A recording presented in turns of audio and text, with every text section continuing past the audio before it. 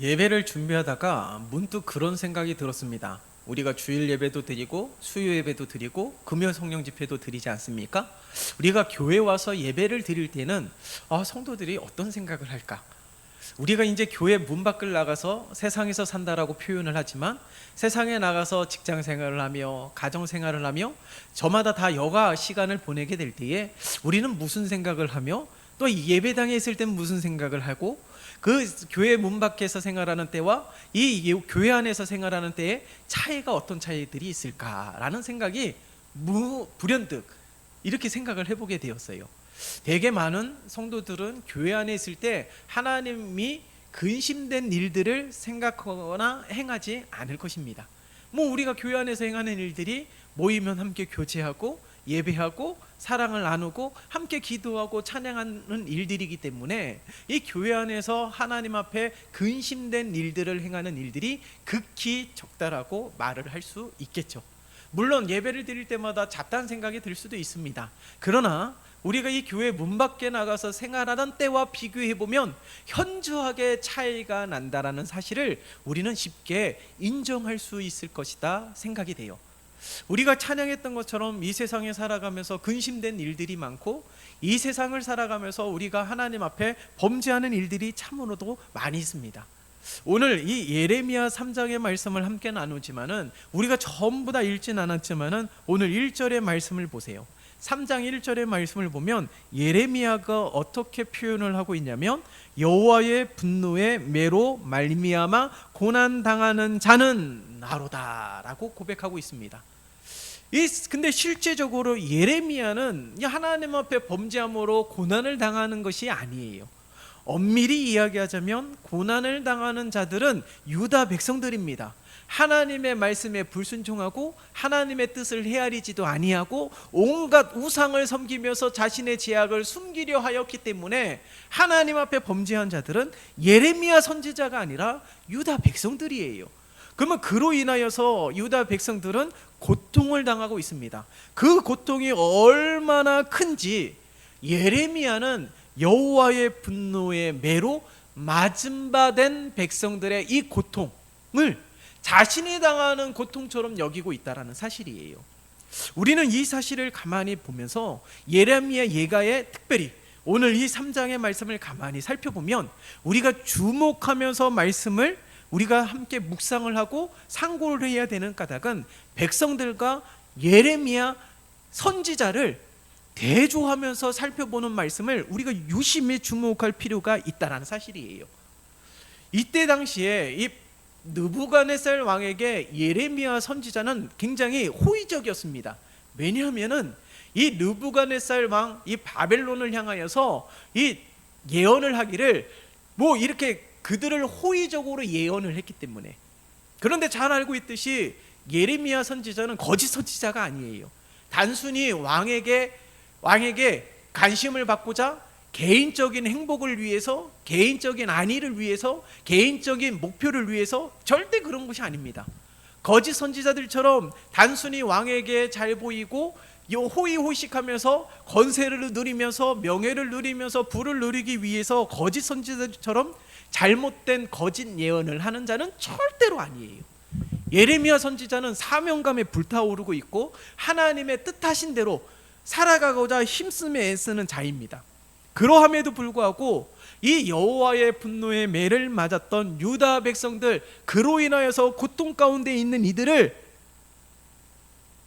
대변하고 있는 거예요. 그들을 위하여 오히려 눈물로 기도하고 있습니다. 그들을 위하여 날마다 하나님의 말씀을 증거하고 있다는 사실이에요. 하나님의 징벌이 얼마나 고통스러우면은 3절과 4절을 보세요. 종일토록 손을 들어 자주 나를 치시는도다. 나의 살과 가죽을 쇠하게 하시며 나의 뼈들을 꺾으셨고, 5절도 보세요. 고통과 수고를 쌓아 나를 애우셨으며. 이것만 보아도요, 이 유다 백성들이 하나님 앞에 고통 가운데 머물러 있다는 사실을 너무나도 잘 알고 있어요. 그 가운데 이러한 고통 가운데 있으면서도 유다 백성들은 하나님 앞에 돌이키기 위하여 몸부림치지도 아니하였고 이런 고통 가운데 머물러 있음에도 불구하고 하나님을 찾지도 아니하였고, 이런 고통 가운데 머물러 있음에도 불구하고 하나님 앞에 부르짖지도 않았습니다. 그런데 예레미야 선지자는 정반대의 삶을 살았음에도 불구하고 오히려 눈물로 하나님 앞에 간구하고 있고요, 오히려 간곡하게 간절하게 백성들을 향하여 하나님의 말씀을 전하고 있다라는 거예요. 유다 백성들이 하나님 앞에 빨리 돌아오기를 애썼기 때문에 그런 것이죠. 우리는 이 유다 백성들과 예레미야 선지자들의 모습을 보면서 어떤 생각이 납니까? 예레미야 선지자를 보면 예수님의 생각이 납니다. 예수님은 어떤 분이세요? 어린 양 되신 분이시죠. 유일하게 죄가 없으신 분입니다. 인간은 죄인이라고 이야기하고 있고, 인간은 본능적으로 죄인이기 때문에 죄를 향하여 달려가는 발걸음이 더욱 빠른 자가 인간입니다. 인정 안 할래야 안 할 수가 없어요. 그런데 이 예수님은 참 사람이시면서도 유일하게 죄가 없으신 분이에요. 죄의 싹슨 사망이라고 성경은 명확하게 증거하고 있지만 예수님은 죄가 없으세요. 그러니 죽으실 일도 없는 것이죠. 그러나 우리 때문에 십자가를 지시고, 우리 때문에 고통을 당하시고, 우리 때문에 수치와 부끄러움을 당하시고, 우리 때문에 십자가에서 죽으셨습니다. 전혀 관계가 없는 삶임에도 불구하고, 예수님이 지은 죄가 아니에요. 우리가 지은 죄임에도 불구하고 예수님은 그리하지 않아도 되는데 예수님은 기꺼이 십자가를 지셨다라는 거예요. 예수님의 삶을 보세요. 예수님이 하나님 앞에 불순종으로 선 적이 있었습니까? 감람산에서 이 잔을 내게서 옮겨달라고 기도한 적은 있었지만은 결과적으로는 하나님 앞에 기도하면서 땀방울이 핏방울이 되면서 기도하시면서도 이 잔을 내게서 옮겨달라고 했던 예수님이 마지막에는 어떻게 기도하셨어요? 하나님의 뜻대로 되어지기를 간구했던 예수님이세요. 예수님의 전 삶을 살펴보면 단 한순간도 하나님의 뜻에 어긋난 삶을 살아간 적이 단 한순간도 없었고, 오직 하나님의 영광을 위하여서 살아갔었고, 자신과 전혀 관계가 없음에도 불구하고 십자가를 달게 주셨습니다. 그로 인하여서 수많은 사람들이 구원으로 나아갈 수 있는, 하나님의 보좌로 나아갈 수 있는, 은혜를 얻을 수 있는 유일한 길을 허락해 주셨다라는 거예요. 이 모든 것이 전부 우리를 위해서라는 겁니다. 예레미야 선지자가 꼭 그런 삶을 살아가고 있지 않습니까? 나와는 전혀 관계가 없어요. 네? 바벨론의 포로로 살아간다 할지라도, 같은 유다 백성이라 할지라도 예레미야와 백성들과의 삶의 질은 너무나도 차이가 있습니다. 이미 왕의 호감도 받았어요. 왕에게 인정도 받은 선지자입니다. 그러함에도 불구하고요, 유다 백성들과 함께 동행을 합니다. 자칫 잘못하면 왕에게 안 좋은 결과를 얻을 수가 있어요. 호감을 얻었던 선지자가 백성들과 함께 했을 때에 이 왕의 눈에서 벗어날 수도 있다는 얘기입니다. 그러함에도 불구하고 백성들과 함께 동행하면서 하나님 앞에 눈물로 기도하고 백성들에게 하나님의 말씀을 전하고 있어요. 우리가 오늘 말씀을 함께 읽지는 않았지만 2절의 말씀을 보세요. 2절의 말씀 같이 읽어볼까요? 시작. 나를 이끌어 어둠 안에서 걸어가게 하시고 빛 안에서 걸어가지 못하게 하셨으며. 그러니까 예레미야 선지자는요, 어둠 안에서 안 걸어도 됩니다. 빛 안에서 걸을 수 있는 삶의 조건도 배경도 다 갖추고 있어요. 그러함에도 불구하고 2절의 말씀 어떻게 시작해요? 나를 이끌어. 어떻게 해요? 어둠 안에는 걸어가게 하셨는데 빛 가운데는 걸어가지 못하게 하셨다라는 거예요.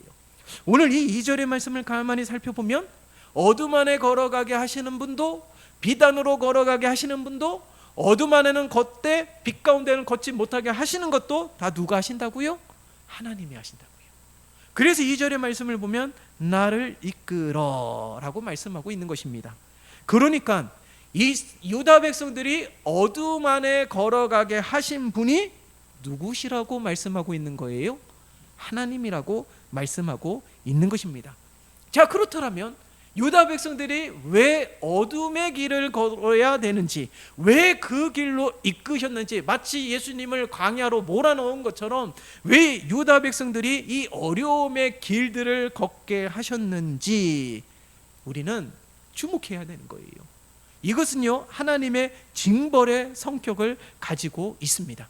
그러나 이 성경을 보면 이 모든 고통들이 하나님의 심판의 결과다라고 생각을 하게 될 때도 있어요.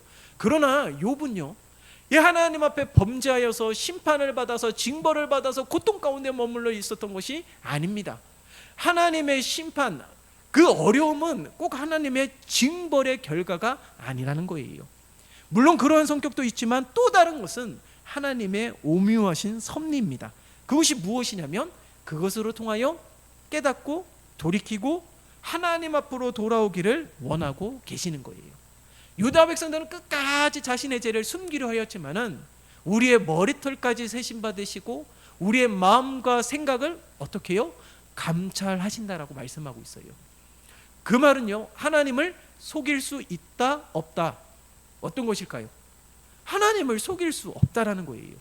유다 백성들은 온갖 우상을 섬기면서도 자신이 선민임을 나타내면서 그렇게 위선적인 삶을 살아가고 있었지만은 하나님은 모든 것 다 알고 계시기 때문에 하나님 앞에 단 하나라도, 지극히 작은 것이라도 감출 수 없기 때문에 하나님은 이 고통을 통하여 모든 죄를 드러나게 하셨습니다.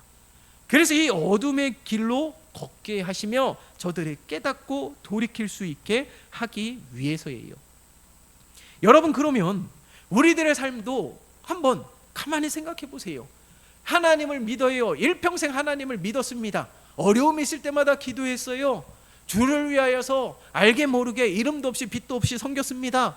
그러면 마땅히 하나님의 은혜를 누려야 되고 하나님의 복을 받아야 됩니다. 아니, 수많은 사람들이 예배를 드리지 않음에도 불구하고 분주한 시간을 잠시 내려놓고 하나님 앞에 나와서 예배를 드리잖아요. 그러면 하나님께서 은혜를 주시고 복을 허락해 주시고 기쁨을 허락해 주시는 것이 당연하지요. 그러함에도 불구하고 크고 작은 많은 어려움들이 끊이지 않는 이유가 무엇일까요? 내가 하나님 앞에 잘못한 것이 있나? 물론 그럴 수도 있죠. 하나님께서 우리에게 어려움을 주시는 까닭이 무엇입니까? 늘 깨어있게 하기 위해서 그런 것은 아닐까요? 늘 우리들의 마음이 하나님을 향하게 날마다 우리들을 붙잡는 결과가 아닐까요? 물론 꼭 어려움이 있어야지만이 우리의 신앙이 반듯하게 선다는 것은 아닙니다. 그러나 지금까지 살아왔던 삶의 모든 가정들을 가만히 살펴보면 평안할 때와 어려울 때 하나님을 의지하는 정도의 차이가 분명히 있었다라는 사실을 우리는 인정을 할 거예요. 그래서 하나님은 때로는 우리에게 어려움을 주시는 까닭이 있습니다. 그것이 범죄하지 않았음에도 불구하고, 여전히 하나님을 예배함에도 불구하고, 여전히 하나님을 찬양함에도 불구하고, 여전히 주를 위하여서 살아감에도 불구하고 우리에게 크고 작은 어려움을 주실 때도 있다라는 거예요. 그것은요, 더욱더 바울이 고백했던 것처럼 자신을 쳐서 하나님께 복종하게 하기 위해서인 줄 믿습니다. 그래서 우리가 주일에도 함께 나누었잖아요. 10월 한 달은 우리가 모일 때마다 어떤 기도를 한다고요? 회개 기도를 하자고요. 늘 자복함으로 회개함으로 하나님 앞에 서기 위하여 몸부림치자고 우리가 말씀드리지 않았습니까? 그래서 우리가 날마다 회복이 되어서 하나님의 은혜를 누려야 됩니다. 하나님의 축복을 받아야 되는 거예요. 그것은 우리가 하나님의 마음을 시원케 하는 것도 너무나도 중요하지만 우리가 하나님 앞에 올바로 서는 것이 더 중요합니다. 그래서요, 보세요. 유다 백성들이 끝까지 하나님을 속이면서 끝까지 죄를 범하고 있기에 하나님이 어떻게 하셨냐면은, 함께 읽진 않았지만은 5절에서 7절의 말씀을 보세요. 5절에서 7절의 말씀 같이 읽어볼까요? 시작. 고통과 수고를 쌓아 나를 애우셨으며 나를 어둠 속에 살게 하시기를 죽은 지 오랜 자 같게 하셨도다. 나를 둘러싸서 나가지 못하게 하시고 내 사슬을 무겁게 하셨으며. 5절에서 7절의 말씀을 가만히 보세요. 5절, 고통과 수고를 쌓아 나를 애우셨고, 그리고 6절, 나를 어둠 속에 살게 하시기를 어떻게 해요? 죽은 지 오랜 자 같게 하셨도다. 이미 시체가 방치된 지 오래가 되어서 썩은 내가 진동하고 있을 때까지도 방치하고 있었다라는 거예요. 또한 7절을 보세요. 나를 둘러싸서 어떻게 해요? 나가지 못하게 하셨도다. 5절에서 7절의 말씀을 가만히 묵상해 보면 마치 감옥에 갇혀 있는 듯한 모습을 상상할 수 있을 것입니다. 더욱이 7절의 말씀을 보면 내 사슬을 무겁게 하여서 나가지도 못하게 자유롭게 행하지도 못하게 하였다라는 거예요. 마치 감옥에 갇혀 있는 제수의 모습을 연상할 수 있지 않을까요? 하나님께서 왜 백성들을 감옥에 갇혀 있는 제수처럼 지내게 하신 이유가 무엇일까요? 하나님의 말씀을 전혀 듣지 않았다라는 거예요. 아니, 유다 백성들이 이렇게 얘기할 수 있어요. 하나님이 우리에게 언제 말씀하셨습니까? 라고 이야기할 수 있습니다. 그러나 유다 백성들과 같이 동행하면서 하나님의 사람인 선지자 예레미야를 통하여 하나님의 말씀을 증거하게 하셨다는 거예요. 하나님의 말씀을 통하여 권면하기도 하고 하나님의 말씀을 통하여 권고하기도 하였고, 저들이 깨닫고 돌이키기를 원했지만은 저들이 전혀 듣지 않고 있습니다. 오히려 하나님의 말씀을 듣지 않고 자기 마음대로 행하고 있는 거예요. 성령의 소욕을 따라야 되지만 육체의 정욕을 따르는 삶을 살아가고 있는 유다 백성들을 바라볼 수가 있는 것이죠. 그래서 하나님께서는 어떻게 하셨어요? 5절에서 7절의 말씀을 살펴보면 알 수 있듯이 마치 감옥에 가두어서 제수가 되어서 아무것도 자신의 의지대로 마음대로 행하지 못하게 하셨다라는 거예요. 하나님은요, 이 바벨론의 이방 사냥꾼들을 붙여가지고 유다를 에워싸서 사로잡히게 하여서 바벨론이란 감옥에 가두셨습니다. 그리하여서 결국에는 하나님의 말씀을 떠나면 육체적으로 자유하지 못하고 육체적인 자유마저도 박탈당한 제수로 전락하게 된다라는 사실을 유다 백성들에게 오늘 이 말씀을 통하여 면밀하게 증거하고 있는 거예요. 이것은 유다 백성을 향한 하나님의 말씀이 아니라 오늘날 우리를 향한 하나님의 말씀인 줄 믿습니다. 자, 그렇더라면 오늘 말씀을 통하여 다시금 정리하자면 하나님의 말씀 뜻대로 살아가는 것이 진정한 자유와 평화를 얻을 수 있는 삶이라는 거예요. 내 육체적인 자유만 얻으면 마음이 평안합니까? 아니에요. 내 마음에 진정한 자유와 평안이 있어야 됩니다. 그 길이 바로 하나님을 떠나지 않는 것이고, 그 길이 하나님을 의지하는 것이고, 그 길이 하나님의 말씀에 순종하는 것입니다. 그렇기 때문에 바울은 자신을 쳐서 하나님께 복종하는 것, 육체적인 가시, 육체적인 연약함이 있음에도 불구하고 늘 그의 마음에는 평안이 넘치게 되잖아요. 그러니 감옥에서도 어떻게 해요? 하나님을 찬양할 수 있는 자유함이 있는 것입니다. 이게 모든 하나님의 사람들에게 나타나는 공통된 특징이라는 거예요. 그러니까 다시 말하면 하나님께 굴복당하면 자유하게 됩니다. 육체의 정욕에 굴복당하면 자유를 잃어버리게 되는 거예요. 그렇기 때문에 우리들은 늘 성령의 소욕을 따르는 삶이 되시기를 예수님의 이름으로 축원합니다. 19절에서 21절의 말씀을 보세요. 자, 19절에서 21절의 말씀 같이 읽어보겠습니다. 시작. 내 고초와 재난 곧 쑥과 담쯤을 기억하소서. 내 마음이 그것을 기억하고 내가 낙심이 되오나 이것을 내가 내 마음에 담아 두었더니 그것이 오히려 나의 소망이 되었사오문. 아멘. 얼마나 고통스러울까요? 얼마나 고통스러우면 이 고초와 재난 곧 쑥과 담쯤을 기억하소서라고 기록하고 있어요. 이 포로로 살아가면서 바벨론이란 감옥에 갇혀 있으면서 온갖 천대와 핍박을 당하는 유다 백성들의 고통이 얼마나 큰지를 알 수가 있습니다. 저들이 하나님 앞에 범죄함으로 처절한 고통과 재난 가운데 머물러 있었다라는 거예요. 그런데 21절의 말씀을 보세요. 그것을 어떻게 해요? 마음에 담아 두었더니 그 다음에 어떻게 기록되고 있습니다. 그것이 오히려 소망이 되었대요. 여러분 이해가 쉽게 되십니까? 아니 너무나도 고통스러워서 그 고통의 쑥과 담즙 얼마나 고통이 되면 이렇게 표현을 하겠어요? 그것을 표현할 수 있는 표현이 이게 딱 이 표현밖에 없다라는 것이에요. 근데 그 고통을 기억하고 그 고통을 내 마음에 새겼더니 그제서야 소망이 생기게 되더래요. 아니 바벨론이라는 감옥에 갇혀서 자유도 잃어버렸습니다. 많은 것을 잃어버렸어요. 바닥을 쳤어요. 바닥까지 내려왔습니다. 그런데 바닥에 내려와 보니 바닥을 쳐보니 오히려 하나님을 보게 되었다라는 거예요. 그것이 하나님, 보게 됨으로 하나님을 의지함으로 소망이 되었다라는 사실을 알 수가 있는 것입니다. 참 신기하죠. 고통과 절망 가운데 내려갈 때까지 바닥을 치고서야 소망을 발견할 수 있다는 거예요. 그냥 단순히 약한 고통, 작은 고통, 이게 아니에요. 얼마나 고통스러우면 바닥까지 내려갈 수 있을까요? 아무것도 할 수 없다라는 거예요. 이제 그제서야 하나님을 바라볼 수 있었고, 그제서야 하나님을 소망할 수 있었다라는 겁니다. 무슨 소망일까요? 오늘 본문의 말씀, 우리가 함께 읽었던 말씀을 보세요. 자, 23절의 말씀, 23절의 말씀을 보세요. 시작. 이것들이 아침마다 새로우니 주의 성실하심이 크시도소이다. 무엇이 아침마다 새롭다라는 거예요? 그 앞에 22절의 말씀 같이 읽어볼까요? 시작. 여호와의 인자와 긍휼이 무궁하심으로 우리가 진멸되지 아니함이니이다. 마치 그루터기 신앙이에요. 나뭇가지를 딱 잘랐어요. 그런데 뿌리채 뽑은 것이 아니에요. 뿌리는 그대로 남겨두고 그루터기처럼 위에만 뚝 잘라놓고 하나님께서는 완전히 진멸하지 않았다는 거예요. 고통이 얼마나 크면 바닥을 치게 하셨지만은 하나님은 어떻게 해요? 우리가 함께 읽었던 22절의 말씀처럼 하나님의 인자와 긍휼이 무궁하심으로, 그 인자와 긍휼이 어떻게 해요? 날마다 아침마다.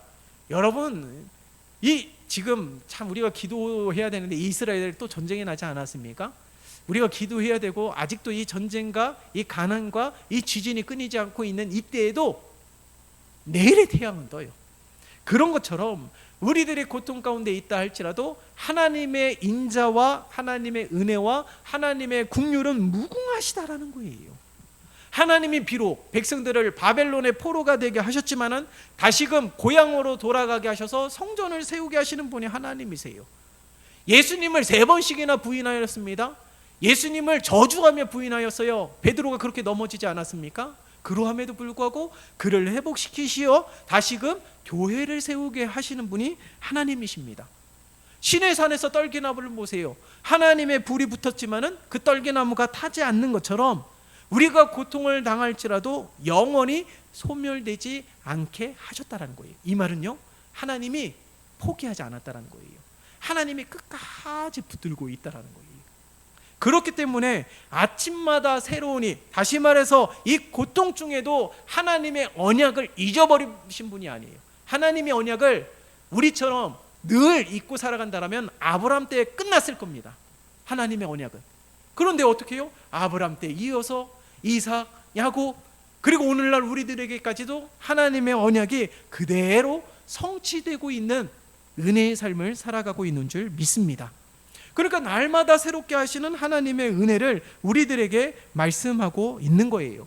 그러니 유다 백성들에게 하나님의 인자와 긍휼은 무궁하시며 하나님 앞에 범죄한 유다 백성들이지만 그 결과로 바벨론의 포로로 살아가고 있는 백성들이지만 하나님을 소망하라는 거예요. 하나님은 포기하지 않았다라는 거예요. 그루터기처럼 하나님은 다시금 회복케 하시는 분이심을, 그렇기 때문에 우리가 함께 읽었던 2절의 말씀, 어둠 가운데도 걸어가게 하시고 빛 가운데도 걸어가게 하시는 분이 하나님, 나를 이끌어서 빛이 아니라 어둠 가운데 걸어가게 하신다는 것은 우리가 깨닫고 돌이켜야 된다는 거예요. 여러분, 세상을 바라보면 이스라엘의 전쟁이 나는 것이 우리가 무슨 상관이 있습니까? 예? 우리가 뭐 이스라엘에 가서 그 전쟁을 일으킬 수 있도록 이간질한 것도 아니잖아요. 우리랑 전혀 상관이 없습니다. 이스라엘이 지금 어떤 상황에 놓여 있는지 알 수가 없어요. 그러나 하나님께서는 우리가 그 전쟁을 바라보며 수많은 사건과 사고를 바라보며 나를 되돌아볼 수 있기를 원하고 계시는 거예요. 그렇기 때문에 오늘 이 유다 백성들이 겪은 이 고통, 그 가운데서 에레미야 선지자, 하나님의 선지자, 하나님의 사람이 그 가운데 자신의 고통이 아님에도 불구하고 그 고통에 마치 나의 고통처럼 얼마나 고통스러우면 쑥과 담즙을 기억하소서, 얼마나 고통스러우면 바닥까지 내려가는 그 고통 가운데 머물러 있다 할지라도 하나님을 바라보고 하나님 앞에 기도하는 에레미야 선지자처럼 우리가 그러한 믿음의 삶을 살아가야 될 줄 믿습니다. 깨어있습시다. 깨어 있기를 원합니다. 예? 하나님의 말씀에 온전히 서기를 원합니다. 날마다 몸부림치세요. 실수할 수도 있습니다. 실패할 때도 있어요. 넘어질 때도 있습니다. 하나님의 수많은 사람들이 다 우리처럼 살아갔어요. 그러나 그 가운데서도 예레미야처럼 하나님 앞에 기도하는 자가 있고, 그 가운데서도 하나님 앞에 서기 위하여 몸부림쳤던 자들이 있고, 눈물로 하나님 앞에 기도하면서 하나님이 다시금 회복해 주시기를 간절히 원하는 하나님의 사람들이 있었다라는 거예요. 그것이 바로 우리 모두가 되시기를 예수님의 이름으로 축원합니다. 그리하게 될 때에 진정한 자유와 평안을 누리게 되고, 그러하게 될 때에 하나님의 은혜를 경험하게 되고, 그러하게 될 때에 하나님께서 예비하신 축복을 받아 누리게 되는 줄 믿습니다. 그러한 삶으로 살아가기를 다시 한번 예수님의 이름으로 축원합니다. 살아계신 하나님 아버지, 오늘도 이 짧은 주일이 지나고 3일 동안에도 우리는 하나님 앞에 부족한 모습으로 섰습니다. 우리에게 회개의 영을 더하여 주시고 우리의 모든 죄악을 깨닫게 하여 주시어 하나님 앞에 바로 서기 위하여 힘쓰게 도와주시고, 유다 백성들처럼 하나님 앞에 감추기 위하여 전전긍긍하며 몸부림치는 것이 아니라 우리의 모든 죄악을 하나님 앞에 고백함으로 다시금 회복해 하실 하나님을 은혜를 기대하고 소망하며 살아가는 우리 모두가 되게 도와주시옵소서. 예레미야 선지자와 같은 마음을 품게 하시고, 예레미야 선지자와 같은 영성을 갖게 도와주시고, 예레미야 선지자에게 허락하신 성령의 능력을 허락하시어 날마다 하나님을 소망하는 삶 되게 도와주시옵소서. 어려움이 있다 할지라도, 낙심이 되는 상황에 있다 할지라도 하나님을 찾고 하나님 앞에 구하며 하나님을 의지하는 믿음이 날마다 성장하고 성숙되게 주님 도와주시옵소서. 예수 그리스도의 이름으로 기도드리옵나이다. 아멘.